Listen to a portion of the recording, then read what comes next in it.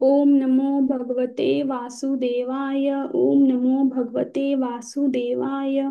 ओम नमो भगवते वासुदेवाय। ओम नमो भगवते वासुदेवाय। नारायणं नमस्कृत्य नरं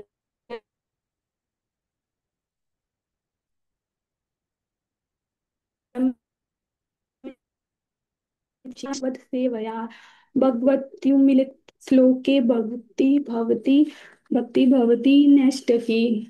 कृष्णाय वासुदेवाय देवकी नंदनाय च नन्दगोपकुमाराय गोविन्दाय नमो नमः। मूकं करोति वाचालं पङ्गुं लघ्वन्ते गिरिं यत्कृपातमहं वन्दे परमानन्द माधवम्। मंगलाचरण। ओम अज्ञानतिमिरान्धस्य ज्ञानाञ्जनशलाकया चक्षुरुन्मीलितं येन तस्मै श्रीगुरवे नमः। श्रीचैतन्यमनोभीष्टं स्थापितं येन भूतले स्वयं रूप कदा मह्यं ददाति स्वयं पदातिकं। वन्देऽहं श्रीगुरु श्रीयुतपदकमलं श्रीगुरुवें वैष्णवांशस्य श्रीरूपं सार्गजातं सहगण रघुनाथविन्तं तं सजीवं स्वादेतं सावधूतं परिजनसहितं कृष्णचैतन्यदेवं श्रीराधाकृष्णपादेन सहगण ललिता श्रीविशाखान्वितांश्च। हे कृष्ण करुणा सिंधु दीनबंधो जगतपते गोपेश गोपिकान्त राधा कांत नमोस्तुते। तत्गांछ गौरंगी राधे वृंदावनेश्वरी वृषभानुसुते देवी प्रणमामि हरिप्रिय। वाञ्छाकल्पतरुभ्यश्च कृपा सिन्धुव एव च पतितानां पावनेभ्यो वैष्णवेभ्यो नमो नमः। नमः ओं विष्णुपादाय कृष्णपृष्ठाय भूतले श्रीमते भक्तिवेदांत स्वामिनि इति नामिने। नमस्ते सारस्वते देवी गौरवाणी प्रचारिणे निर्विशेष शून्यवादी पाश्चात्य देश तारिणी।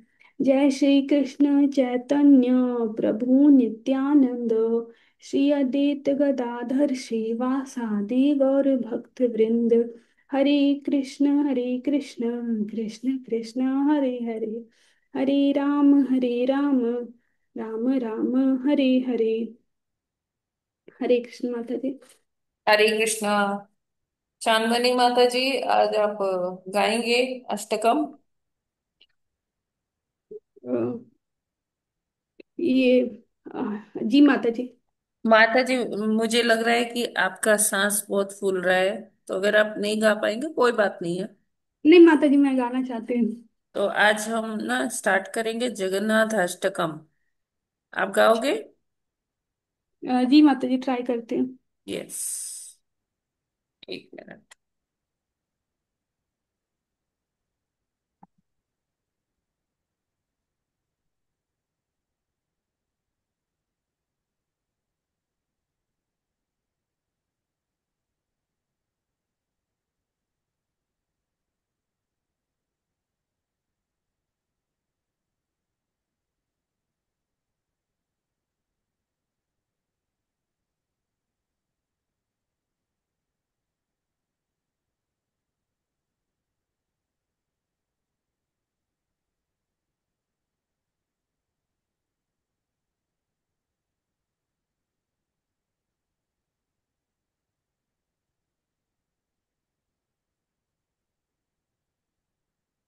यस माता जी, स्टार्ट कीजिए।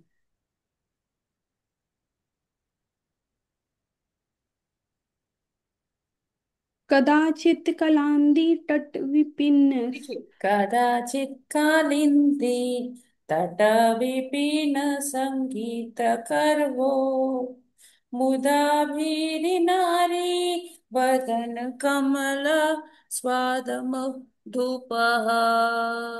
रमा शंभु ब्रह्मामरपति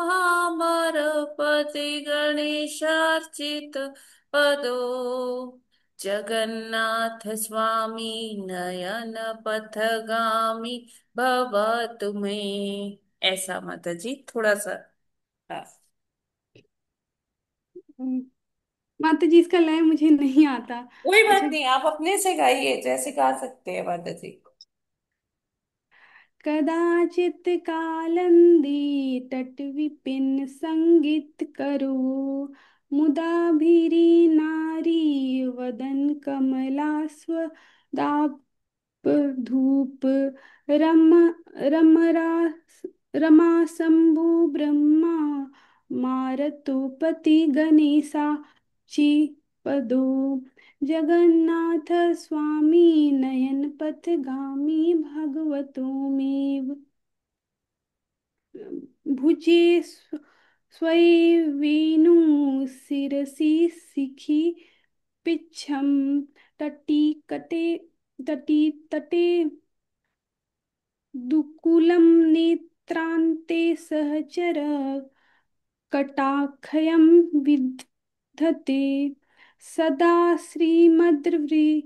वृंदावन वसी वसीतिलीला परिचयो जगन्नाथ स्वामी नयन पथगामी भगवतो मे महा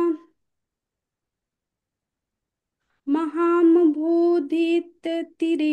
कनकरुचिरे नीलशिखरे वसन्प्रसादान्त सहज बलभद्रेण बलाना सुभद्रां मध्यस्थ सकल सुरेशे वावसरदो जगन्नाथ स्वामी नयन पथगामी भगवतु मे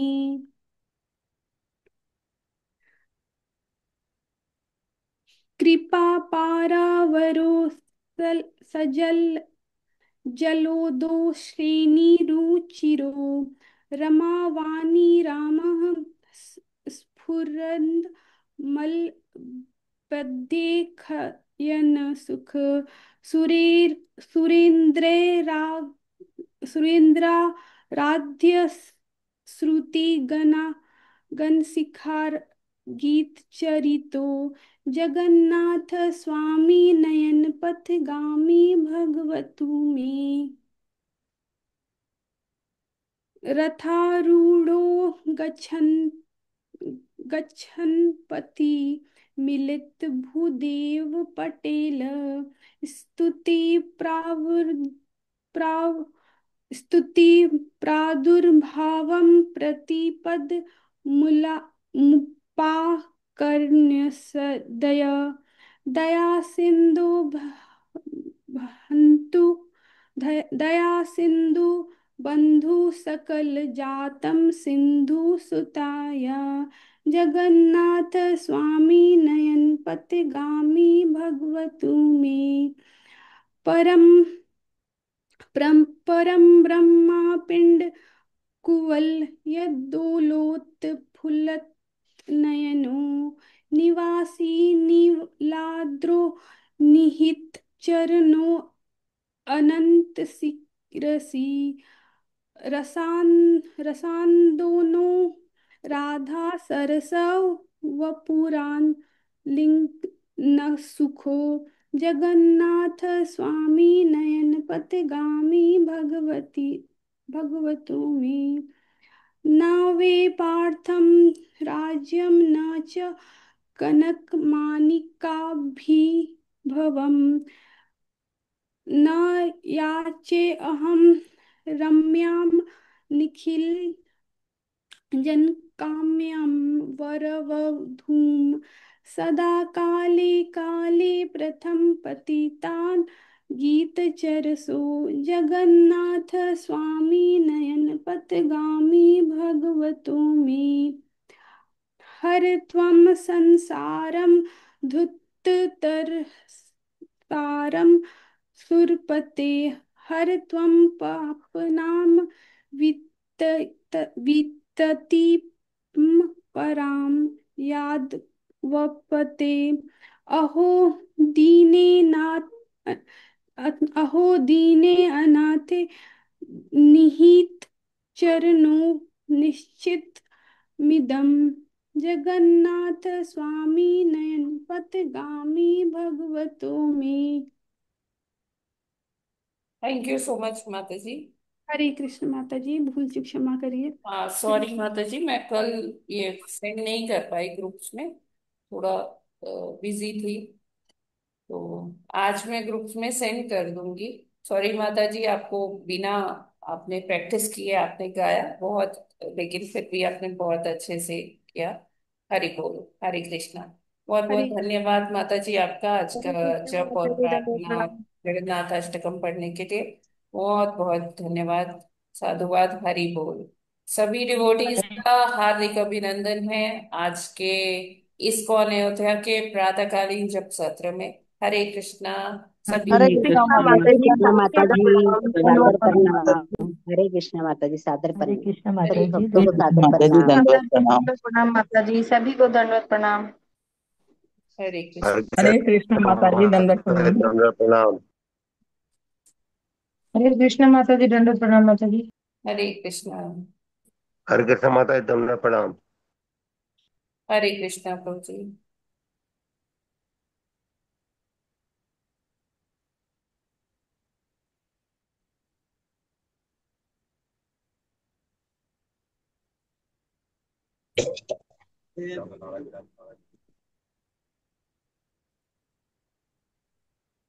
तो आज है 2 सितंबर। लेट्स सी आज प्रभुपाद जी क्या संदेश दे रहे हैं हम लोग को।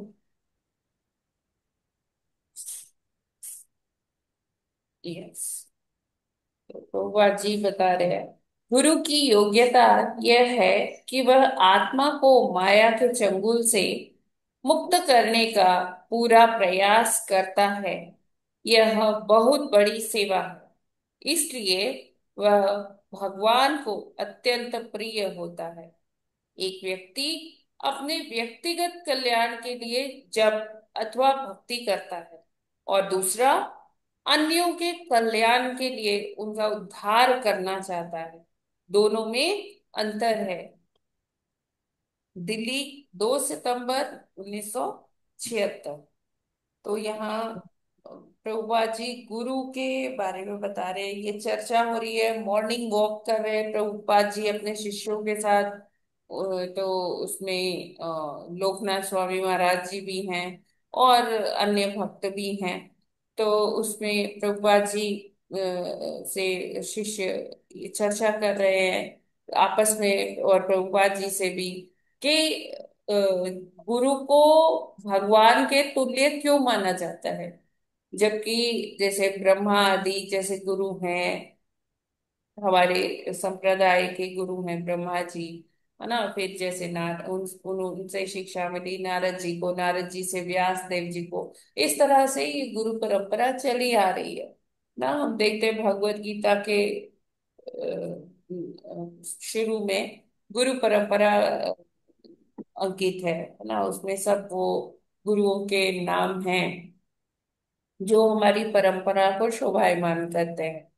तो इस तरह से भगवान से आया हुआ जो नॉलेज है वो कैसे उसका प्रचार प्रसार यथा रूप में जो हो रहा है, वो कैसे हो रहा है, इस गुरु शिष्य परंपरा के कारण हो रहा है। गुरु ने अपने शिष्य को बताया, शिष्य ने अपने शिष्य को बताया, तो ऐसे ऐसे जो है वो परंपरा चली आ रही है। तो प्रभुपाद जी कहते हैं कि गुरु की योग्यता क्या है। वैसे तो और भी आचार्य होते हैं, सब होते हैं, ये जो देवी देवता भी हैं, लेकिन देवी देवता क्या है कि वो मिश्रित भक्ति करते हैं, उनके पास बहुत ऐश्वर्य भी है। तो उनको भगवान के तुल्य नहीं माना जाता। जबकि जो गुरुदेव हैं, जो हमें शिक्षा दीक्षा देते हैं, उनको भगवान के तुल्य माना जाता है।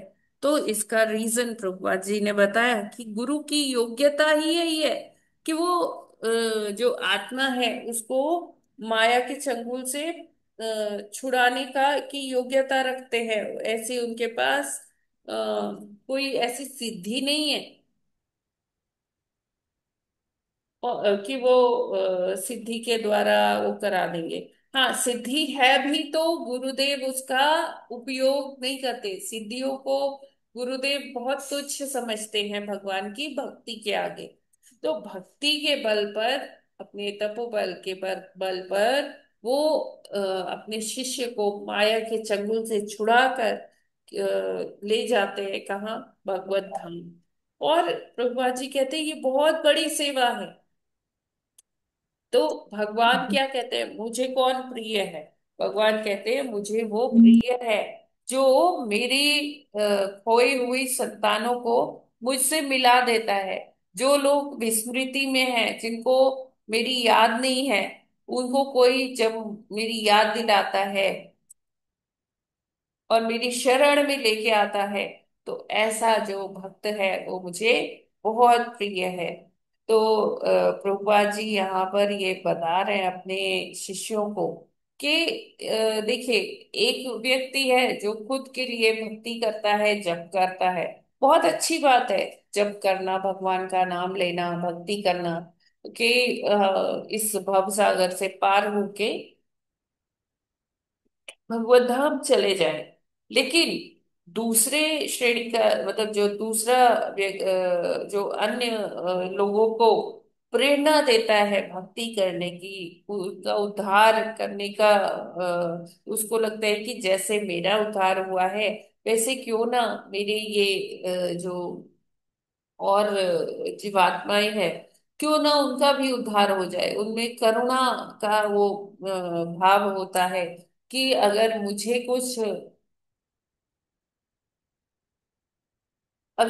कुछ अच्छा मिल गया है, भक्ति रूपी धन मिल गया है, तो क्यों ना जो और अन्य जीवात्माएं हैं जो इस संसार के दावानल में, संसार रूपी दावानल में जल रही है उसके प्रकोप से, तो क्यों ना उनका भी उद्धार हो जाए, उनको भी ऐसा अमूल्य धन मिल जाए जिससे कि वो ये भवसागर को पार करके भगवत धाम को जा सके, भगवान के प्रिय बन सके, भगवान की जो भी स्मृति है वो उसकी स्मृति उनको हो पाए। तो भगवान कहते हैं, भगवत गीता में भी भगवान कहते हैं कि मुझे वो प्रिय है जो ये भक्ति बांटता है, जो मेरे जो खोई हुई संतानें हैं, जो उनको मेरी याद दिलाता है। तो गुरु ऐसे ही होते हैं। गुरु इंस्पायर करते हैं, प्रेरणा देते हैं कि आप भक्ति करिए। वो जब देखते हैं कि उनका शिष्य थोड़ा सा हताश हो रहा है, तो वो उसको फिर मोटिवेट करते हैं।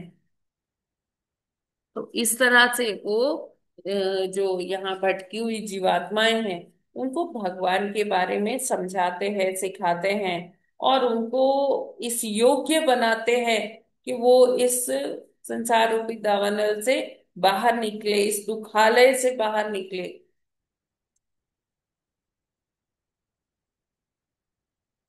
ठीक है, ये क्लियर है? हरे कृष्णा।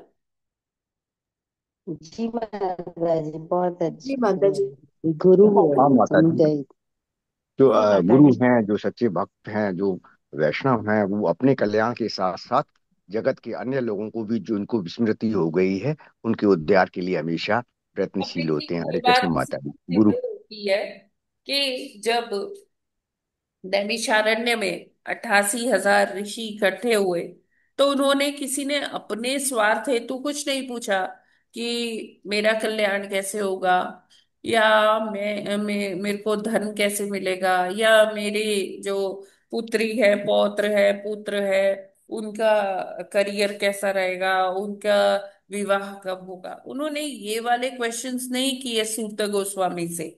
उन्होंने क्या पूछा कि अब जबकि कलयुग आ चुका है और भगवान भी अंतर्ध्यान हो चुके हैं, तो अब जीवों का कल्याण कैसे होगा? है ना? धर्म अपनी धर्म कहाँ शरण लेगा? तो ऐसे ऐसे उन्होंने 6 प्रश्न पूछे कि जिससे इस जगत का कल्याण हो। है ना? किसी ने अपने स्वार्थ हेतु नहीं पूछा। तो ऐसे भक्त जो है, जो जन साधारण के कल्याण हेतु हमेशा तत्पर रहते हैं, वो हमें भगवान को प्रिय होते हैं।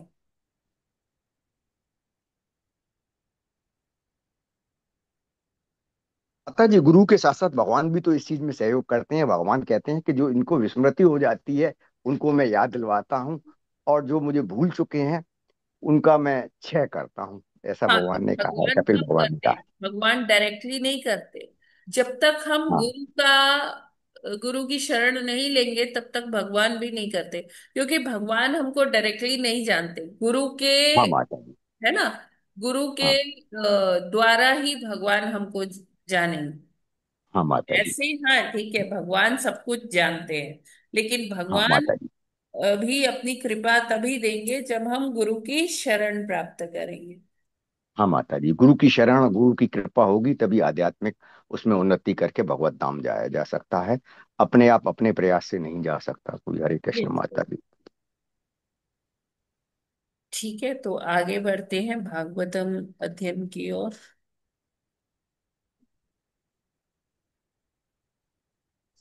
हरे कृष्णा माता जी। हरे कृष्णा। प्रणाम। क्या हुआ माता जी, आप कुछ कह रहे हैं? रोहिणी देवीदासी माता जी। जी जी माता जी, बस यही किया, गुरु के माध्यम से ही हम, हमें जो कुछ भी है अर्पण करना होता है, गुरु के माध्यम से ही भगवान स्वीकार करते हैं। जी तो बिल्कुल। गुरु परम आवश्यक है जी। हरे कृष्णा। हरे कृष्णा। तो आज हमें पढ़ना है 23वां श्लोक। टीम लक्ष्मण का टर्न है आज। हाँ माता जी, लक्ष्मण का है, पढ़े। हाँ जी, स्टार्ट कीजिए प्रभु जी। हरे कृष्ण। द्विषुत पर काये मां मानिनो भिन्न दर्शन भूतेषु बद्ध वैरस्य न मन शांति मृच्छति। हरे कृष्ण। हरे कृष्णा। द्विशतः पर काये माम मानिनो दर्शिना भूतेषु बद्धवैरस्य न मनः शान्ति मृच्छति। हरे हरे कृष्णा। द्वेषतः परकाये मां मानिनो भिन्नदर्शिनः भूतेषु बद्धवैरा वैरस्य न मनः शान्तिमृच्छति। हरे कृष्णा। हरे कृष्णा। दृष्टतः परकाये मां मानिनो भिन्नदर्शिनः भूतेषु बद्धवैरस्य न मनः शान्तिमृच्छति। हरे कृष्णा। सभी को दंडवत प्रणाम। हरे हरे कृष्णा। दृश्यत परकाय मां मानिनो भिन्दर्शन भूतेषु वद्वैरस्य न मनः शांति मृच्छति। हरे कृष्णा। सभी को सादर प्रणाम। हरे कृष्णा माता जी, सभी को सादर प्रणाम। द्विसत्ता परकाये माम मानिनो भिन्न दर्शिनः भूतेषु बद्ध वैरस्य न मना शांति मृच्छति। हरे कृष्णा माता जी, सभी को दंडवत प्रणाम। हरे हरे कृष्णा। कृष्णा। द्विषतः हरे परकाये मां मानिनो भिन्नदर्शिनः हरे कृष्ण। भूतेषु बद्धवैरस्य न मनः शान्तिमृच्छति। हरे कृष्णा। सादर हरे प्रणाम। कृष्णा। विषयतः परकाये मां वैरस्य न मनः शान्ति मृच्छति। हरे कृष्णा। हरे कृष्णा। द्विषतः परकाये मां मानिनो भिन्नदर्शिनः भूतेषु बद्धवैरस्य न मनः शान्तिं मृच्छति। हरे कृष्णा। श्री प्रभु। हरे हरे कृष्णा। कृष्णा। दिवस्तः परकाय मानिनो भिन्नदर्शिनः भूतेषु बद्धवैरस्य न मनः शान्तिमृच्छन्ति। हरे कृष्णा। हरे हरे कृष्णा। कृष्णा। द्विषितः परकाये मां मानिनो भिन्नदर्शिनः भूतेषु बद्धवैरस्य न मनः शान्तिमृच्छति। हरे कृष्णा। सभी को दंड। हरे कृष्णा।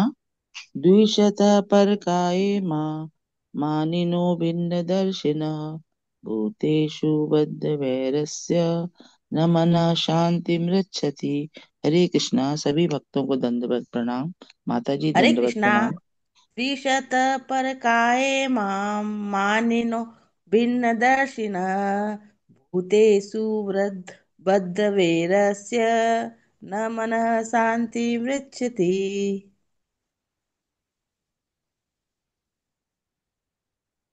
हरे कृष्णा। जी मैं पढ़ूं?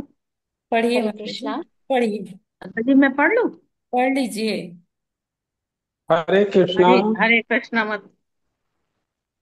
द्वादश प्रकाये मां मानिनो निदर्शनः।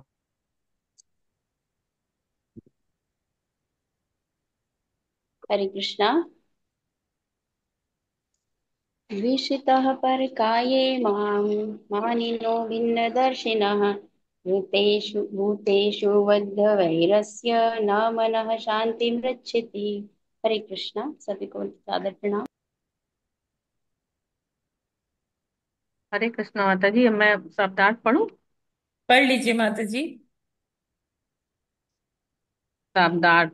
दिष्टा, द्वेष रखने वाले का, पर काये, दूसरे के शरीर के प्रति, माम, मुझको, मनिना, आदर करते हुए, भिन्न दर्शना, पृथक पृथकवादी का, भूतेषु, जीवों के प्रति, वध्य वैरस्य, शत्रुता रखने वाले का, ना, नहीं, मन, मना, शांतिम, शांति, रिच्छति, प्राप्त करता है। जो मुझे श्रद्धा अर्पित करता है किंतु अन्य जीवों से ईर्ष्यालु है, वह इस कारण पृथकावादी है। उसे अन्य जीवों के प्रति शत्रुतापूर्ण व्यवहार करने के कारण कभी भी मन की शांति प्राप्त नहीं हो पाती है। तात्पर्य। इस श्लोक में भूतेषु वध्य वैरस से अन्यों के प्रति शत्रुता पूर्ण तथा द्विता, पर काये, अन्य के शरीर से ईर्ष्यालु, ये दो वाक्यांश महत्वपूर्ण हैं। जो व्यक्ति अन्यों के प्रति द्वेष भाव या शत्रुता रखता है वह कभी सुखी नहीं रहता। अतः भक्त की दृष्टि परिपूर्ण होनी चाहिए। उसे शारीरिक उपाधियों की अनदेखी करते हुए परमेश्वर के अंश तथा परमात्मा के रूप में साक्षात भगवान की उपस्थिति देखनी चाहिए। यही शुद्ध भक्त की दृष्टि है। भक्त द्वारा किसी जीव की बाह्य शारीरिक अव्यक्ति की उपेक्षा की जाती है। यहाँ यह व्यक्त हुआ है कि भगवान बद्ध जीवों के उद्धार के लिए सदैव उत्सुक रहते हैं। भक्तों से उपेक्षा भक्तों से अपेक्षा की जाती है कि वे भगवान के उद्देश्य या उनकी इच्छा को ऐसे बद्ध जीवों तक ले जावेंगे और उन्हें कृष्ण भावनामृत से अलौकित करेंगे। इस प्रकार वे दिव्य भौतिक जीवन तक उठ सकते हैं और उनके जीवन का उद्देश्य सफल हो सकता है। निसंदेह जो जीव मनुष्य से निम्न है उनके लिए ऐसा संभव नहीं है, किंतु मानव समाज में तो यह संभव है कि सभी प्राणियों को कृष्ण भक्ति से आलोकित किया जा सके। यहाँ तक कि मनुष्य से निम्न प्राणी भी अन्य विधियों से कृष्ण भक्ति तक ऊपर उठाए जा सकते हैं। उदाहरणार्थ चैतन्य महाप्रभु के परम भक्त शिवानंद सेन ने एक कुत्ते का प्रसाद खिलाकर उद्धार किया। यहाँ तक कि अज्ञानी जन समुदाय तथा पशुओं को प्रसाद वितरित करने से उनको कृष्ण भक्ति तक उठने का अवसर मिल जाता है। वास्तव में ऐसा हुआ कि वही कुत्ता जब चैतन्य महाप्रभु को पुरी में मिला तो उसे भवबंधन से मुक्ति मिल गई। यहाँ यह विशेष रूप से उल्लेख है कि भक्त को सभी प्रकार की हिंसा जीव हिंसा से मुक्त होना चाहिए। भगवान चैतन्य ने संस्तुति की है कि भक्त को किसी जीव की हिंसा नहीं करनी चाहिए। कभी कभी यह प्रश्न उठाया जाता है कि चूंकि वनस्पतियों में भी जीवन है और भक्तगण शाक खाते हैं तो क्या यह हिंसा नहीं है। किंतु पहले तो यह कि वृक्ष से कुछ पत्तियां टहनियां या फल तोड़ने तोड़ने लेने से वह वृक्ष मरता नहीं। इसके अतिरिक्त जीव हिंसा क्या, माता जी ऊपर करिए।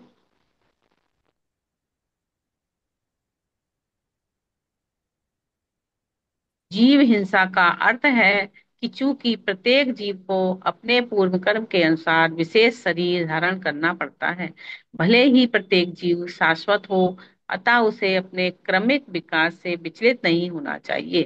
भक्त को भक्ति संबंधी सारे नियम यथावत पूरे करने होते हैं। उसे यह जानना चाहिए कि कोई जीव कितना ही क्षुद्र क्यों न हो, उसके भीतर भगवान उपस्थित है। भक्त को भगवान की इस सर्व व्यापकता को समझना चाहिए। हरे कृष्ण माता जी, सभी को दंडवत प्रणाम। हरे कृष्णा माता जी। धन्यवाद शशि माता जी। तो यहाँ जैसे कल हमने पढ़ा कि भक्त का कैसे उसे अपने आप को ऊपर उठाना है ना, उसको उसमें बताया गया कपिल देव भगवान जी के द्वारा कि जो परमात्मा को नहीं समझता, चाहे वो कितनी पूजा भक्ति जितना भी कर ले, उसे भगवान प्राप्त नहीं होते हैं। भगवान किसे प्राप्त होते हैं? जो मंदिर के भगवान और अपने अंदर भी भगवान के दर्शन करता है, तो भगवान उसी को पूरी तरह से समझ में भी आते हैं। और भगवत प्राप्ति भी ऐसे व्यक्ति को होती है। जो दूसरों के अंदर भगवान को के दर्शन नहीं कर पाता, परमात्मा के दर्शन नहीं कर पाता, तो अभी उसे और अपने आध्यात्मिक विकास की जरूरत है। तो उसे चाहिए कि वो गुरु की शरण लेकर उनके मार्गदर्शन में भक्ति करे। और उसी क्रम में अब आगे बताते हैं भगवान कपिल देव जी कि भगवान की को श्रद्धा से पाया जा सकता है। भगवान श्रद्धा ही वो श्रद्धा भाव जब आने लगता है तो उससे भक्ति में और विकास होता है। लेकिन जो भक्त है उसको ईर्ष्यालु नहीं होना चाहिए। देखिए, जो ये सांसारिक कल्मश हैं, काम क्रोध लोभ मोह मद मात्सर्य, तो ये पांच तो चीजें, इन छह में से पांच जो हैं वो तो हम भगवान की सेवा में लगा सकते हैं। काम को भी हम भगवान की सेवा में लगा सकते हैं कि हम एक ऐसा पुत्र, ऐसा पुत्री, ऐसी पुत्री उत्पन्न करें जो भगवान की सेवा में लगाएंगे बचपन से ही। हाँ, तो इस तरह से काम को भगवान की सेवा में लगा सकते हैं। क्रोध को भी भगवान की सेवा में लगा सकते हैं कि मान लीजिए कोई हमारे भगवान का जो है अपमान कर रहा है, या भगवान के लिए कुछ जैसे कई बारी आजकल प्राय हम देखते हैं कि अ, लोग ऐसे बोलने लगते हैं, कभी हमारे ही लोग ऐसे बोलते हैं, कभी दूसरे पंथों के लोग इस तरह से टीका टिप्पणी करने लगते हैं कि तुम्हारे तो इतने भगवान हैं, 33 कोटि हैं, 33 करोड़ हैं, वो तुम एक को पुकारोगे दूसरा नाराज हो जाएगा, तुम कितनों को पुकारोगे। तो इस तरह से बड़ा मतलब मजाक सा भी बनाते हैं। तो ऐसे जब हम सुने तो हमें अगर हम सक्षम हैं, बलशाली हैं, तो हमें वहां पर क्रोध व्यक्त करना चाहिए कि हमें ये अच्छा नहीं लगा, ये आपके जो वक्तव्य है ये हमारे सेंटिमेंट्स को हर्ट करता है। तो इस तरह से कोई हमारे गुरु को या हमारे जो शास्त्र हैं या भगवान हैं उनके बारे में अगर कुछ कहता है, तो हम क्रोध को भी भगवान की सेवा में लगा सकते हैं। ठीक उसी तरह से जैसे हनुमान जी ने क्रोध को भगवान की सेवा में लगाया। जब रावण हनुमान जी को कुछ कह रहा था तो हनुमान जी ने इतना उसे अन्यथा नहीं लिया। लेकिन जैसे ही रावण ने श्री रामचंद्र जी के लिए कटु शब्दों का प्रयोग किया, तो फिर हनुमान जी ने क्या किया, पूरे धैर्य से अपनी मति से, ऐसा नहीं कि एकदम से उन्होंने पूरे धैर्य रखते हुए, उनको पता था कि उनको क्या करना है, तो उनकी जब पूंछ में आग लगाई गई तो उन्होंने क्रोधवश वो अपने, क्योंकि उनकी पूंछ में आग लगाई गई थी इसलिए उन्हें क्रोध नहीं आया। उन्हें क्रोध क्यों आया? क्योंकि भगवान श्री राम का अपमान किया था रावण ने। तो इसलिए उन्होंने पूरी लंका को जलाकर ध्वस्त कर दिया। सोने की लंका थी और जैसे एकदम राख की होगी। तो इस तरह से क्रोध को भी भगवान की सेवा में यूज किया जा सकता है। काम, क्रोध, लोभ। लोभ भी भगवान की सेवा में किया जा सकता है कि हमें इतनी ग्रीडीनेस हो, लोभ हो कि मैं और माला करूं, और ज्यादा भक्ति कर पाऊं, और ज्यादा भक्तों की सेवा कर पाऊं, भगवान की सेवा कर पाऊं। तो इस तरह का लोभ होना भी बहुत अच्छा है। ऐसे हम भगवान की सेवा में इसे लगा सकते हैं। मोह। मोह भी किसके लिए? किसी सांसारिक चीज के लिए मोह नहीं होना चाहिए।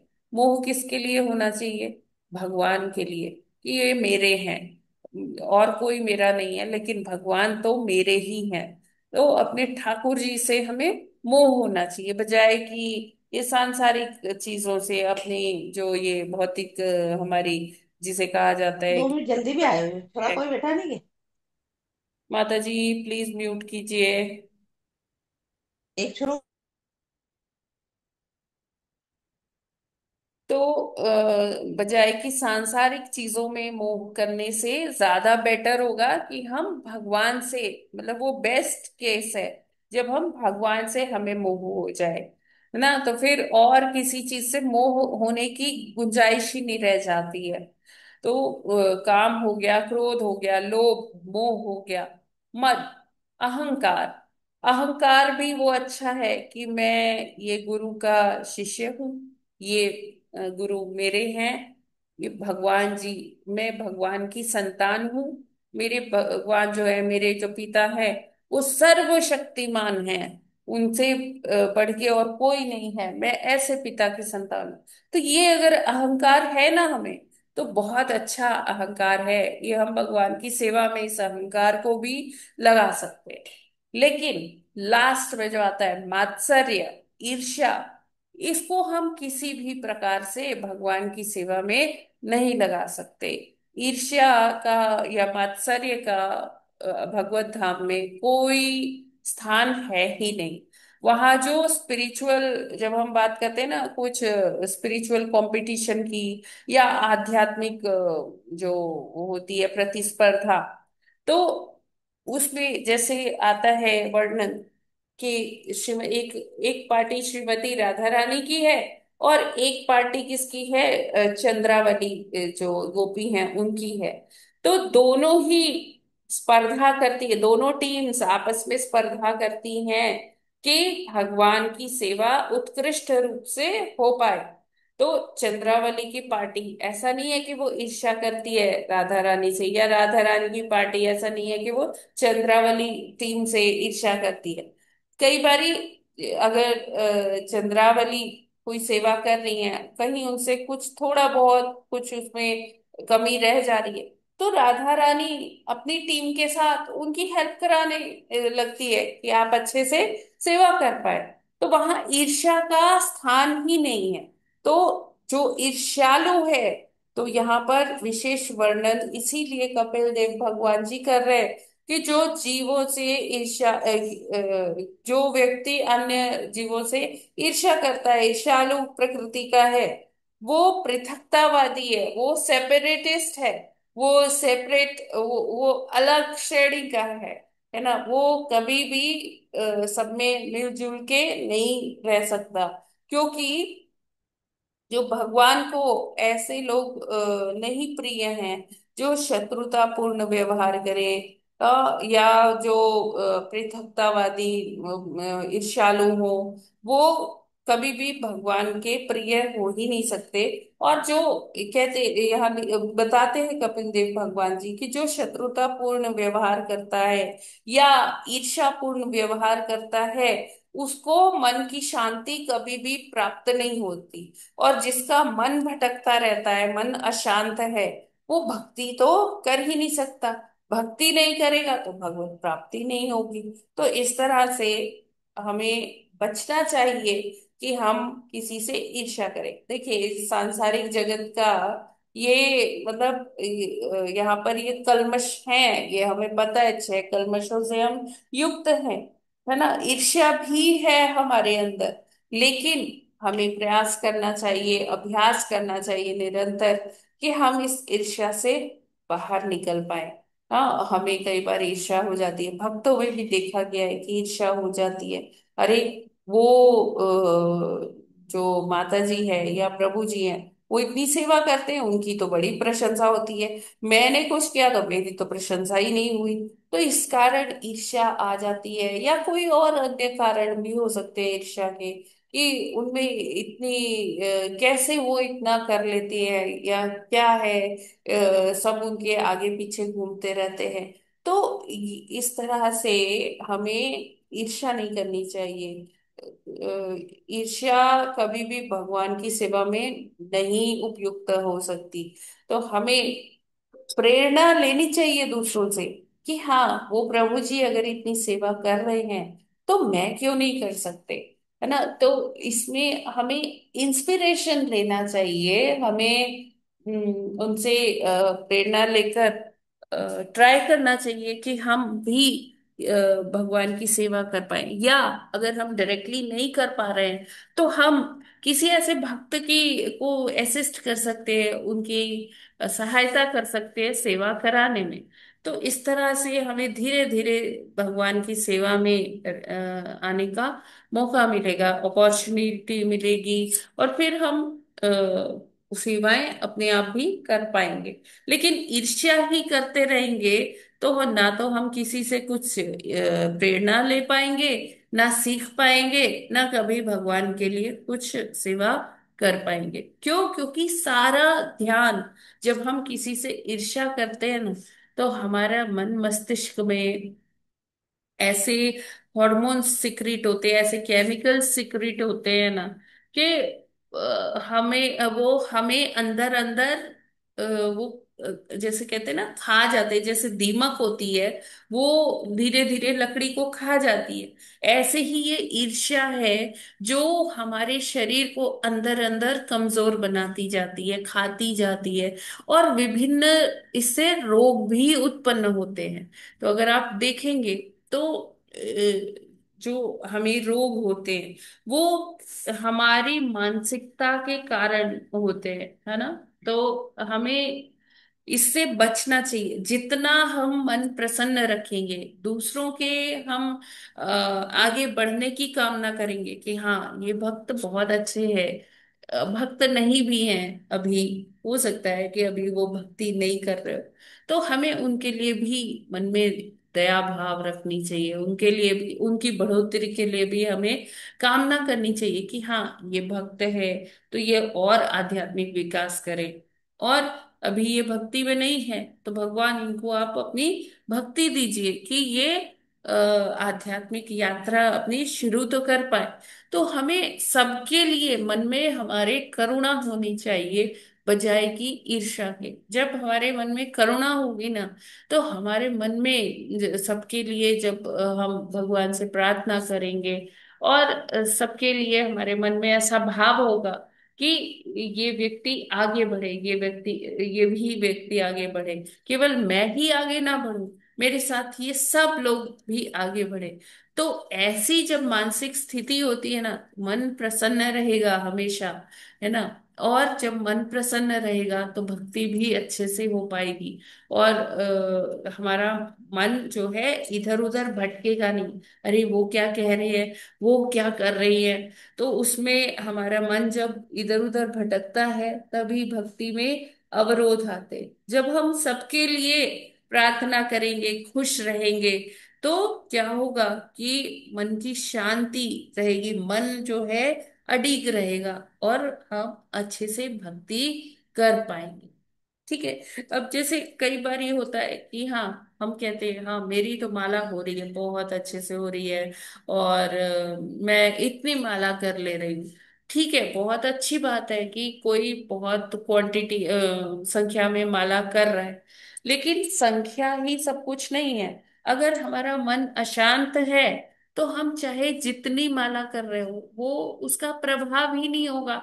हमारा जो कहते हैं कि जो हमारा एक पर्सनालिटी है, वो या जो हमारा अंतर्मन है, उसमें कोई परिवर्तन ही नहीं होगा। कोई हमारा हृदय जैसा है वैसा ही रहा है, उसमें कोई परिवर्तन ही नहीं आ रहा, कुछ चेंजेस ही नहीं हो रहे, और हम माला पे माला किए जा रहे हैं, किए जा रहे हैं। तो ये वही है कि हम अभी शत्रुतापूर्ण भाव का त्याग नहीं कर पाए। हम अभी ईर्ष्यालु स्वभाव का त्याग नहीं कर पाए। लेकिन वो माला किए जा रहे, माला किए जा रहे, तो उसमें क्वांटिटी बढ़ाने का कोई मतलब नहीं है। हम पहले मतलब माला करते करते ही क्या होता है, ये सारे कल्मश जाते हैं। तो जब हम माला ध्यान पूर्वक करेंगे, सावधानी से करेंगे, तब हम देखेंगे कि धीरे धीरे हमारे हृदय में भी परिवर्तन हो रहा है। तो इसमें प्रभुपाद जी आगे क्या कहते हैं तात्पर्य में।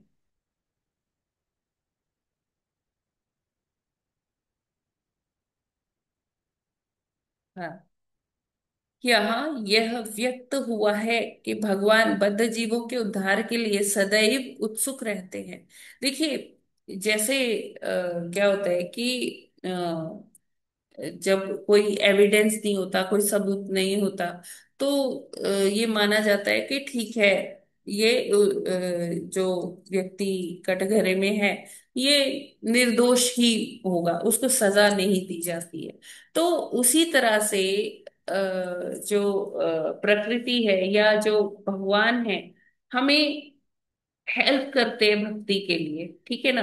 वो अवगुणों को भी हमारे किनारे कर देते हैं। देख, अगर उनको लगता है कि हाँ इस व्यक्ति में एक भी गुण है, तो वो बल्कि हमारी सहायता ही करते हैं। वो चाहते हैं कि हमारा उद्धार हो। हाँ, हमें उनकी वो कृपा पाने के योग्य बनना होगा। हमें अपने को उस स्तर तक उठाना होगा कि जहां हमें भगवान की कृपा मिल जाए। भगवान जीवों का उद्धार करना चाहते हैं, है ना। देखिए क्या होता है कि जैसे हम इस भौतिक जगत में बड़ी सारी समस्याएं हैं। और जब इलेक्शन होते हैं तो लीडर्स आते हैं, कहते हैं हम आपका ये काम करा देंगे, हम वो काम करा देंगे। फिर जब जी जाते हैं तो 5 साल ऐसे वो शक्ल भी देखने नहीं आते किसी की, है ना। फिर जब इलेक्शन आने वाला होता है फिर आते हैं। तो उनका इंटेंशन हमारी सेवा करना नहीं है, मत है, या हमारा उद्धार करना नहीं है कि हाँ कोई हो गए एक दो चार नेता, लेकिन जो ऑलमोस्ट जो ऐसे होते हैं, वो उनके उनका कोई ऐसा मंतव्य नहीं होता कि मैं ना इलेक्शन जीत जाऊंगा ना तो मैं तो सेवा ही करूंगा लोगों की। तो वो उनका ऐसा इंटेंशन नहीं होता। लेकिन हमारे जो भगवान हैं, उनका ऐसा इंटेंशन है। तो जब सामने वाला हमारी सहायता करने के लिए तैयार है, तो हमें भी तो ऐसा बनना होगा ना कि हम वो सहायता लेने के लिए तत्पर रहे। तो यहाँ में ये समझना होगा कि भगवान उन नेताओं की तरह नहीं है जो ऊपर ऊपर से कहते हैं कि हाँ हम आपके लिए ये कर देंगे, हम आपके लिए वो कर देंगे। भगवान सच में करना चाहते हैं, और हम जब उनकी भक्ति नहीं भी कर रहे, तब भी भगवान हमारे लिए सब कुछ उपलब्ध कराते हैं। हमारे यहाँ आने से पहले ही वो सृष्टि तैयार करते हैं कि जब मेरी संतानें यहाँ पर आएंगी तो उनके लिए ऑक्सीजन हो, उनके लिए पानी हो, धूप हो, प्रचुर मात्रा में, जो पृथ्वी है उसमें उर्वरा शक्ति हो, सॉइल में, कि अच्छी अच्छी फसलें उग पाए, तो मेरे बच्चे ये पाएंगे, ये जल पिएंगे, ऑक्सीजन से सांस लेंगे। तो भगवान ने तो पहले ही इतना सब इंतजाम हमारे लिए करके रखा है, हमारे लिए वो कंड्यूसिव एनवायरनमेंट बनाया है कि हम यहाँ पर आकर अपने को ऊपर उठाए, अपने को भक्ति करके उस स्तर पर लेकर आए कि यहाँ से हमें मुक्ति मिल पाए इस भौतिक जगत से। तो भगवान हमें हेल्प, सदा ही हमें हेल्प करना चाहते हैं। लेकिन हम ही हैं कि हम यहाँ के मोह माया में ऐसे उलझ जाते हैं कि हम भगवान को भूल जाते हैं। भगवान को हम ऐसे ट्रीट करते हैं कि हाँ ठीक है, समय होगा तो मैं भक्ति कर लूंगी। अभी भाई मेरे पास समय नहीं है तो मैं भक्ति तो कैसे ही करूं, कैसे मैं सेवा करने आऊं। हम भगवान को प्रायोरिटी लिस्ट में नहीं रखते। प्रायोरिटी हमारी क्या है कि हम जो है ये सांसारिक कार्य कर ले, ये कर ले, वो कर ले। तो हम ऐसा नहीं है कि हमें ये कार्य नहीं करने। भगवान ने खुद ही बोला है कि नियत कर्म आपको करना पड़ेगा। जो क्षत्रिय है उसे क्षत्रिय का कार्य करना है, जो ब्राह्मण है ब्राह्मण का कार्य करना है, शूद्र है शूद्र का कार्य करना है, वैश्य है उसे वैश्य का कार्य। लेकिन इन सब कार्यों को करते हुए हमें भगवान को नहीं भूलना है। हर कार्य हमें भगवान के निमित्त ही करना है। इस विज्ञान को हम क्या कहते हैं? कृष्ण भावनामृत। तो जब हम कृष्ण भावनामृत को अपने जीवन के सभी स्फीयर्स, स्फीयर्स को क्या कहते हैं, जीवन के सभी आयामों में जब हम, हाँ, कृष्ण भावनामृत को ला पाएंगे, तभी हमारा जीवन सफल कहलाएगा, तभी हम इस जीवन के उद्देश्य को परिपूर्ण कर पाएंगे। तो यहाँ पर बात करते हैं प्रभुपाद जी कि जो मनुष्यों के स्तर से भी गिरे हुए लोग हैं, जो मतलब कि जैसे चांडाल हैं, मलेच्छ हैं, यवन हैं, वो लोग भी अगर कृष्ण भावनामृत का पालन करेंगे, उनको ऐसा कोई सिखाएगा और वो अगर मान लीजिए सीख पाते हैं, तो वो भी कृष्ण भक्ति के स्तर तक ऊपर उठ सकते हैं। उदाहरण किसका लेते हैं? उदाहरण है जैसे हरिदास ठाकुर जी। हरिदास ठाकुर जी म्लेच्छ परिवार से आते थे, लेकिन जब उन्होंने अपने जीवन का एक मोड़ आया कि वो उनके घर परिवार में सभी लोगों की मृत्यु हो गई, और वो फिर चैतन्य महाप्रभु से मिलते हैं, और वो इस स्तर पर आ जाते हैं कि वो रोज दिन में 3 लाख भगवान का नाम लेते हैं ना। तो ऐसे भी जो मतलब मनुष्य के स्तर से नीचे वाले लोग भी हैं, तो वो भी भगवान की भक्ति करके, कृष्ण भावनामृत का पालन करके ऐसे स्तर पर पहुंच सकते हैं कि वो उनको भक्त भी, वैष्णव भी प्रणाम करते हैं, अपना गुरु मानते हैं। ऐसे ही नहीं उनको नामाचार्य की उपाधि मिल गई। ठीक है ना? तो यहाँ पर यही बात हो रही है, प्रभुपाद जी यही समझाना चाहते हैं हमको कि ये संभव है। हमें ऐसा नहीं सोचना चाहिए कि ये मुश्किल है। हमें उसके लिए प्रयास करना होगा। क्यों? क्योंकि भगवान तो हमारी सहायता करने के लिए सदैव तत्पर है। हमें अपनी तत्परता दिखानी होगी। तो इसमें उल्लेख करते हैं प्रभुपाद जी एक कुत्ते का। एक महाप्रभु के भक्त थे, शिवानंद सेन। तो क्या होता था कि नवद्वीप से हर साल यात्रा लेकर आते थे। उनके महाप्रभु के गांव से सब लोग आते थे जगन्नाथ जी का दर्शन करने।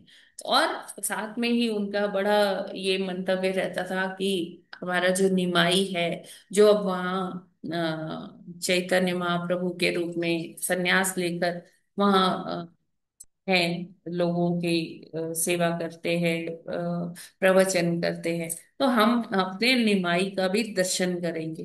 तो बहुत सारे लोग, पूरा गांव का गांव आता था वहां पर नवद्वीप से जगन्नाथपुरी। तो जगन्नाथ जी के दर्शन तो करते ही थे, साथ में महाप्रभु के दर्शन भी करते थे। तो उनके साथ, उनमें एक थे भक्त शिवानंद सेन, और उनके साथ एक कुत्ता हमेशा आता था। तो वो कुत्ते को सदैव प्रसाद खिलाते थे हमेशा। कुछ भी होता था तो वो कुत्ते को देते थे। तो कुत्ते की चेतना इतनी विकसित हो गई कि वो एक बार उस यात्रा के साथ वो कुत्ता भी आ गया। तो बीच में जहाँ थोड़ी देर के लिए विश्राम दिया सभी भक्तों ने कि हाँ बस अब पहुंचने वाले हैं, थोड़ा सा विश्राम कर ले फिर आगे चलते हैं, तो वो कुत्ता वहां से गायब हो गया। अभी शिवानंद सेन परेशान हो गए। कि वो कुत्ता कहाँ गया, हमारे साथ साथ ही तो आया था गांव से, अभी कहाँ चला गया, पता नहीं वो भोजन किया नहीं किया, कहीं वो ऐसे ही मर ना जाए भूखा। तो ऐसे वो देखे चारों तरफ, तो उनको दिखा नहीं। तो फिर वो सबके साथ यात्रा जो आ रही थी जगन्नाथपुरी, तो वो आ जाते, जब आते तो देखते हैं वो कुत्ता वहां महाप्रभु के चरणों में बैठा प्रणाम कर रहा है, और महाप्रभु उसे खुद खिला रहे हैं। तो और उसके बाद फिर ये जो कुत्ता था, ये उसे मुक्ति भी मिल गई, महाप्रभु ने उसे छुआ और उसको प्रसाद खिलाया। तो छुआ नहीं, मतलब उनके दर्शन से ही, मात्र से ही क्या हुआ कि उस कुत्ते को इस संसार से मुक्ति मिल गई और वो यहाँ से निकल गया। तो जब कुत्ता ऐसे निकल सकता है, तो हम तो मनुष्य हैं, हमें तो भगवान ने भक्ति करने के लिए शक्ति दी है ना, हमें सहायता के रूप में हमें गुरुदेव उपलब्ध करवाए हैं, भेजा है अपने पार्षदों को कि यहाँ जो लोग भूले भटके हैं उनको समझा कर ले आए। तो जब एक कुत्ते की मुक्ति हो सकती है, तो मनुष्यों की तो हो ही सकती है। तो हमें इसे बहुत क्लिष्ट नहीं बनाना है, हमें बस हर चीज में भगवान को केंद्र में रखना है, भगवान की भक्ति करनी है। भक्ति करनी कोई कठिन नहीं है, भगवान का नाम लेना है, कोई बहुत बड़े अनुष्ठान हमें ये कलयुग में तो करने नहीं है कि हम जाएं पहाड़ों पर बूटियां ढूंढें कि हाँ ये वाली बूटी लगती है हवन में, ये इसका प्रयोग करना है, वो कहाँ मिलेगी, ये वो हमें कुछ भी नहीं करना। घर में अपनी माला लेनी है, बैठे जहां बैठे हैं बस वहीं पर जप करना है, और अपने गुरु की सेवा करनी है, भगवान की सेवा करनी है, बस इतना ही कार्य है, और हम इस भव बंधन से मुक्त हो सकते हैं। ठीक है ना। फिर हाँ, फिर यहाँ पर प्रश्न आता है, कभी कभी यह प्रश्न उठाया जाता है कि चूंकि वनस्पतियों में भी जीवन है और भक्तगण शाक खाते हैं, तो क्या यह हिंसा है, हिंसा नहीं है। किंतु पहले तो यह है कि वृक्ष से कुछ पत्तियां, टहनियां या फल तोड़ लेने से वह वृक्ष मरता नहीं है। इसके अतिरिक्त जीव हिंसा का अर्थ है कि चूंकि प्रत्येक जीव को अपने पूर्व कर्म के अनुसार विशेष शरीर धारण करना पड़ता है, भले ही प्रत्येक जीव शाश्वत हो, अतः उसे अपने क्रमिक विकास से विचलित नहीं होना चाहिए। तो यहाँ पर जब हिंसा की बात आती है, तो जब हम कहते हैं कि जीव हिंसा मत करो, इतना ये जो गाय काटी जा रही है, बकरे बकरियां है, मुर्गा है, ये सब जो नॉन वेजिटेरियन फूड है, इससे हिंसा हो रही है। तो क्या शाक सब्जियां जब हम काटते हैं तोड़ते हैं, वो हिंसा नहीं है। हाँ हिंसा तो है, लेकिन हमें ये समझना होगा कि पेड़ तो वो नहीं कटता है, पेड़ के फल हम काटते हैं, है ना। लेकिन हाँ हिंसा तो है, ये नो डाउट। ये क्यों, क्योंकि हम वो भी जीव है उसमें भी, है ना। तो जब लेकिन शास्त्रों में इस चीज का प्रमाण है कि हम जो मनुष्य है वो ये खा सकते हैं, एक जीव के ऊपर दूसरा जीव आश्रित होता है, नो डाउट, ये शास्त्र में लिखा है। लेकिन हम जो मनुष्य वर्ग है, मनुष्य की श्रेणी है, तो वो उसके लिए क्या बताया गया है कि वो क्या खा सकता है, वो शाक सब्जी खा सकता है। कैसे, भगवान भी कहते हैं कि मुझे क्या ऑफर कर सकते हैं, पुष्पम पत्रम फलम तोयम, ये सब चीज तोड़कर मुझे ऑफर करो। तो भगवान को जो ऑफर करते हैं, भगवान वो पाकर उतना ही हमें फिर लौटा देते हैं प्रसाद रूपेण। तो वो हमें पाने का आदेश है। तो हम देखिए ना, तो हम जो भक्त की श्रेणी है, तो वो अपने आप को ना तो नॉन वेजिटेरियन कहते हैं ना वेजिटेरियन कहते हैं, वो क्या कहते हैं, कृष्णाटेरियन। कि हम तो वो ही पाते हैं जो हमारे कृष्ण हमको प्रसाद रूप में देते हैं, तो हम क्या है, कृष्णाटेरियन है। तो इस तरह से क्या होता है कि जब हम एवोल्यूशन, माता जी शब्द समझ में नहीं आया, हम क्या हैं, कृष्ण? कृष्णा ना दही। टेरियन, वेजिटेरियन नहीं है, कृष्णा टेरियन। कृष्णटेरियन है, हरे कृष्ण ये माता। तो फिर जैसे क्रमिक विकास की बात होती है, क्रमिक जैसे एक डार्विन ने थ्योरी दी थी कि धीरे धीरे जो है एवोल्यूशन होता है, कि पहले मनुष्य तो जो था वो वानर था, और धीरे धीरे उसकी फिर रीढ़ की हड्डी जो है सीधी हुई, तो वो इस तरह से मनुष्य बन गया। तो ऐसा नहीं है।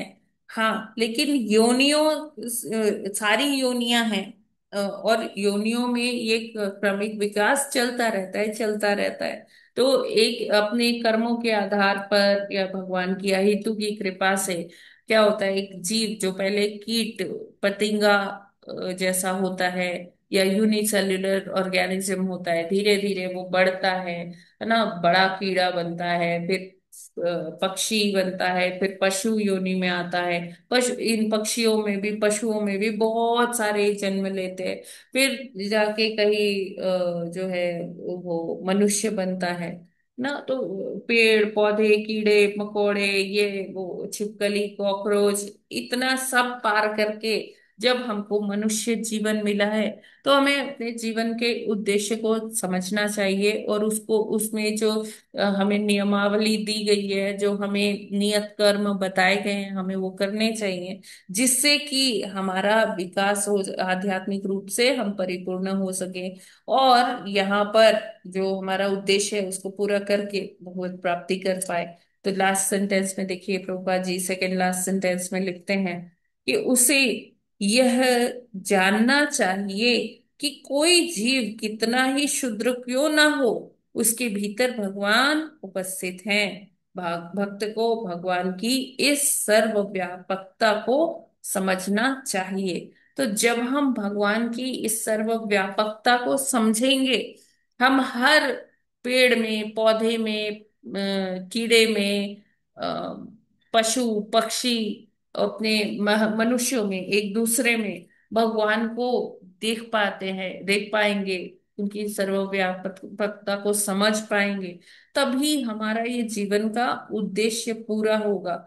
हम अगर छोटा बड़ा ऊंच नीच अमीर गरीब ये सब करते रहेंगे ना, तो हम इसी भौतिकता में ही रह जाएंगे, हमारा विकास, आध्यात्मिक विकास नहीं हो पाएगा। तो भगवान कपिल देव कहते हैं कि हमें ईर्ष्या त्यागनी है, शत्रुतापूर्ण व्यवहार त्यागना है, एक दूसरे के प्रति समभाव समदर्शी होना है, और अपने को अपने जीवन के लक्ष्य को समझते हुए उसको पूर्ण करना है, अपने नियत कर्म को करते हुए उसमें हमें भक्ति को जोड़ना है, भगवान को केंद्र में रखना है, और इसी तरह से हम इस भव सागर से पार हो सकते हैं, अन्यथा फिर बड़ी मुश्किल है, यहीं पर जन्म मृत्यु के चक्र में चक्कर लगाते रहेंगे। हरे कृष्णा। ये क्लियर है? हरि बोल। हाँ माता जी, जन्म मृत्यु के अगर चक्र से निकलना है, भगवत प्राप्ति करनी है, तो आवश्यक है कि भगवत नाम ले। में भी दिया ना, निर्मत्सराणाम सताम।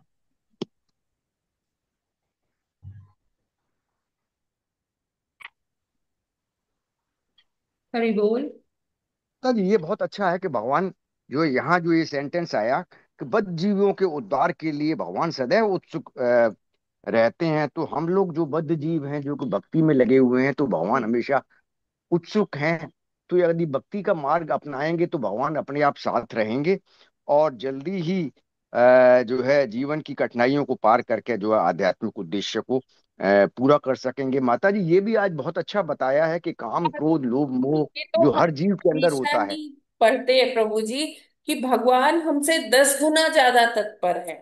क्यों? हाँ माता जी, ये हम बहुत जब अच्छी बात एक है। कदम बढ़ाते हैं भगवान की ओर, भगवान 10 कदम बढ़ाते हैं।